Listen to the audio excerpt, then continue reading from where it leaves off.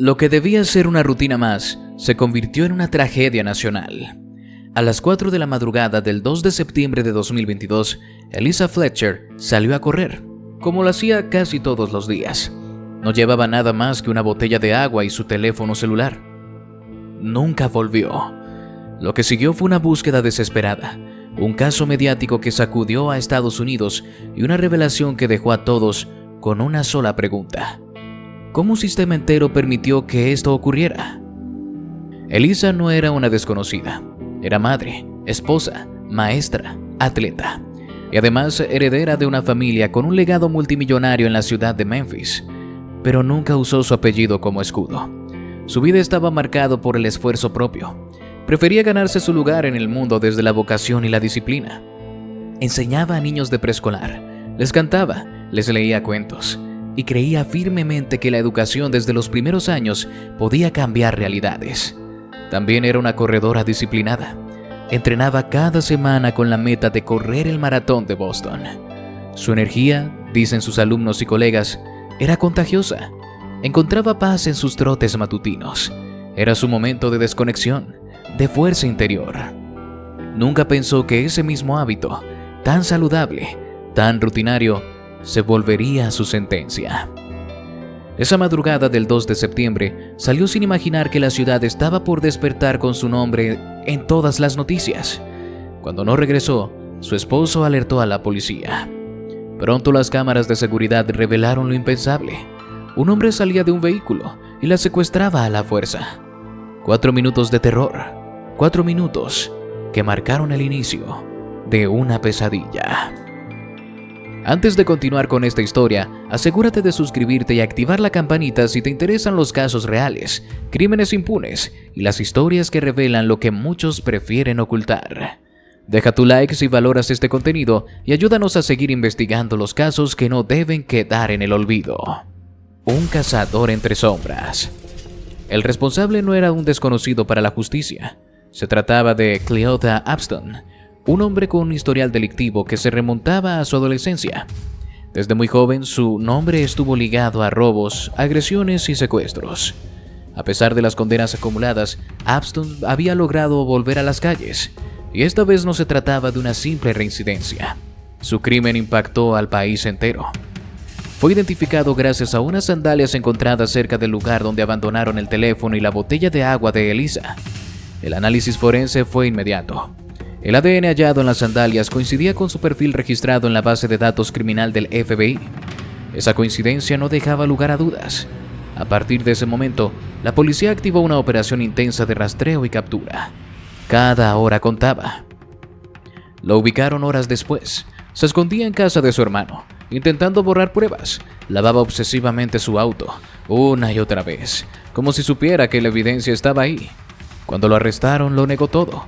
Dijo que no sabía nada, que no conocía a Elisa, que no había hecho nada, pero la sangre encontrada en su vehículo decía lo contrario. Y eso fue solo el principio. Mientras él guardaba silencio, los investigadores descubrían aún más. Un testigo relató cómo Elisa fue forzada a entrar en el automóvil. El relato era claro. No hubo forcejeo prolongado, solo un instante de violencia y control. Ella no tuvo oportunidad de defenderse. Las cámaras de seguridad confirmaron lo dicho por el testigo. Mostraban al atacante conduciendo lentamente por la zona, pasando una y otra vez, observando, esperando. Había estado merodeando el área durante más de 20 minutos antes del ataque, como si estuviera asegurándose de que su víctima estuviera sola, sin ayuda a la vista. No fue impulsivo, fue planificado con frialdad. El hombre sabía lo que hacía. Analizó la zona, los tiempos, la oscuridad. Aprovechó la soledad del amanecer, cuando la ciudad aún dormía y las calles estaban vacías. Esa mañana él no salió a improvisar, salió a cazar. Eligió el momento, eligió a la víctima y ejecutó su plan con precisión inquietante. Los registros del vehículo indicaron que Abston condujo erráticamente por varios barrios tras el secuestro, como si buscara despistar a las autoridades desde el principio.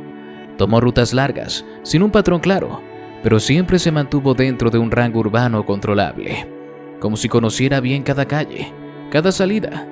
Todo indicaba que había recorrido ese trayecto antes.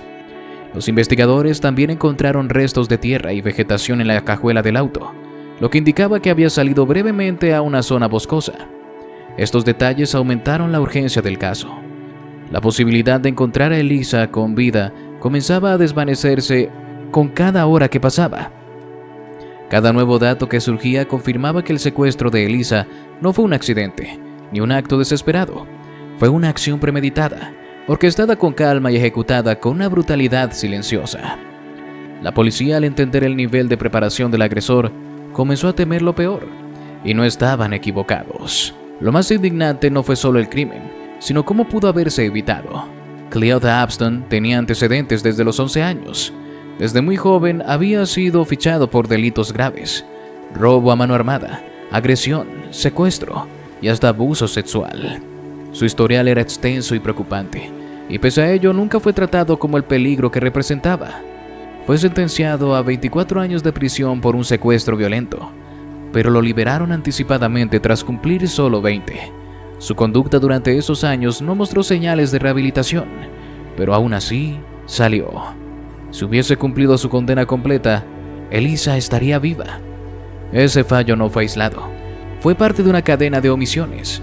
Un año antes del asesinato, una mujer llamada Alicia denunció que Abston la había agredido brutalmente. Tenía pruebas médicas documentadas, el perfil del atacante en una app de citas, e incluso material genético. Llevó todo eso ante las autoridades esperando justicia, esperando protección.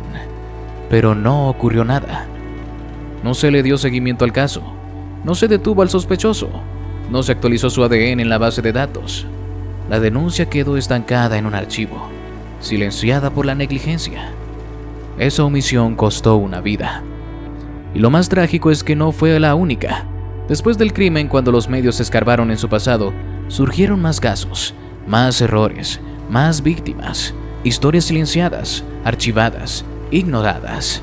Mujeres que denunciaron abusos, familiares que suplicaron protección, expedientes que quedaron estancados entre oficinas. La sensación era clara. No se trataba de un fallo puntual, sino de un patrón de negligencia sistemática. Varios informes revelaron que el nombre de Cleotha Abston había sido mencionado en otros incidentes. Algunos ni siquiera llegaron a abrirse como investigaciones formales. En otros se archivó por falta de pruebas, a pesar de que existían elementos contundentes. La burocracia, el desinterés o la falta de recursos hicieron que las alertas fueran ignoradas una y otra vez. Y cada omisión, cada silencio institucional, fue abonando el terreno para una tragedia que pudo haberse evitado. La indignación fue inmediata. Las calles y redes sociales estallaron con una sola pregunta: ¿cuántas veces más va a fallar el sistema antes de que haga su trabajo? Después del crimen, cuando los medios escarbaron en su pasado, surgieron más casos, más errores, más víctimas. La indignación fue inmediata. Las calles y redes sociales estallaron con una sola pregunta: ¿cuántas veces más va a fallar el sistema antes de que se haga su trabajo? El final de una esperanza. El cuerpo de Elisa fue hallado 3 días después tras una intensa búsqueda que movilizó a cientos de personas, unidades caninas, drones y helicópteros. La comunidad entera se había volcado a encontrarla. Cada parque, cada callejón, cada espacio abierto fue recorrido con la esperanza de hallarla con vida. Las redes sociales se llenaron de su rostro, de su historia, de súplicas por cualquier pista. Pero el hallazgo fue devastador. Su cuerpo apareció en un terreno baldío, cubierto de maleza, a varios kilómetros del lugar donde fue secuestrada. Estaba oculto, como si hubiesen querido borrar su existencia. La escena hablaba por sí sola. No llevaba sus shorts y presentaba signos claros de arrastre. Había sido desplazada con violencia, dejada ahí sin ningún tipo de dignidad. El lugar era silencioso, apartado, como elegido deliberadamente para asegurar que no fuera encontrada pronto. Ese rincón se convirtió en el símbolo de todo lo que falló. La violencia del crimen, la indiferencia del sistema y la impotencia de una sociedad que solo pudo mirar con horror lo que había sido capaz de pasar ante sus ojos sin detenerse. El impacto fue inmediato. La escena no solo confirmó las peores sospechas, sino que evidenció la brutalidad del crimen. Había recibido un disparo en la cabeza, un acto frío y definitivo. El informe forense no tardó en llegar, y aunque la policía por decisión legal no confirmó si fue víctima de violencia sexual, Los indicios encontrados en el cuerpo eran suficientes para estremecer al país entero. Lo que le hicieron no fue solo asesinato, fue una ejecución marcada por el desprecio total por la vida de una mujer. Cleota Upston fue juzgado por 2 hechos diferentes. Primero por la agresión a Alicia, el caso que había sido ignorado un año antes. Recibió una sentencia de 80 años. Luego por el asesinato de Elisa. Evitó la pena de muerte al declararse culpable, pero fue condenado a cadena perpetua sin posibilidad de libertad condicional. Nunca más saldrá, y aún así, la justicia llegó tarde, muy tarde. Pero eso no basta. Elisa no debió morir. Su historia dejó al descubierto que no fue solo un monstruo el que actuó, sino un sistema entero el que lo permitió. Un sistema que con cada expediente olvidado, con cada alerta ignorada, empujó un poco más hacia la tragedia. El caso dejó claro que la justicia no puede seguir fallando, que las omisiones cuestan vidas, que el perdón a los reincidentes tiene límites, que no se puede seguir hablando de segundas oportunidades para quienes ya han demostrado desprecio por la vida, y que cuando un sistema deja libre a un depredador conocido, está firmando la sentencia de su próxima víctima. La figura de Elisa se convirtió en un símbolo. El día en que hallaron su cuerpo, miles de personas corrieron por ella, no por su apellido, no por su fortuna, corrieron por lo que representaba, una mujer que solo quería vivir su vida, en paz, en libertad. Corrieron por su memoria, por su voz, por las tantas que no han sido escuchadas, porque Elisa merecía volver a casa, y no lo hizo. Y al final lo más doloroso no es solo la pérdida, sino saber que se pudo evitar, que hubo señales, que hubo advertencias, que hubo manos que pudieron actuar y no lo hicieron. Elisa no murió solo por un crimen, murió por un sistema que eligió no protegerla. Si esta historia te impactó, no la dejes pasar. Suscríbete al canal y activa la campanita para seguir conociendo los casos que otros prefieren silenciar. Aquí damos voz a las víctimas y señalamos a quienes fallaron en protegerlas.